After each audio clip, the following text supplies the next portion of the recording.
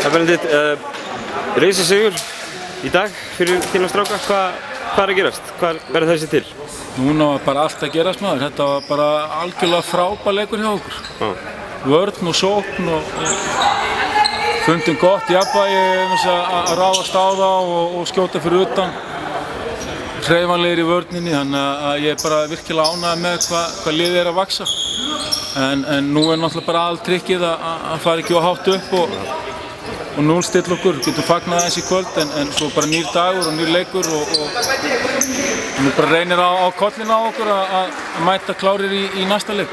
Það er hættulegt að fara svolítið hátt upp eftir svona frammistöðu. Hvað er besta leiðin til þess að ná 16 ára strákum niður eftir svona risasigur, heldurðu? Það er auðvelt að fara á flug þegar maður er ungur, það er meira sér auðvelt þegar maður er fullorðinn og ennþá erfiðara þegar maður er auðveldara þegar maður er ungur, þannig að þetta er bara okkar hlutverk þjálfarinn að leyfa þeim aðeins að flökta þeim uppi núna og rífa þessu niður bara áður fyrir að kottan í kvöld. Ísland á morgun, hefur skeikar ekki. Hafið þið eitthvað að sjá það? Já, við erum búin að sjá það og þeir eru með... Er það ólíkt lið Svíunum eins og í dag? Þeir eru ólíkir Svíunum.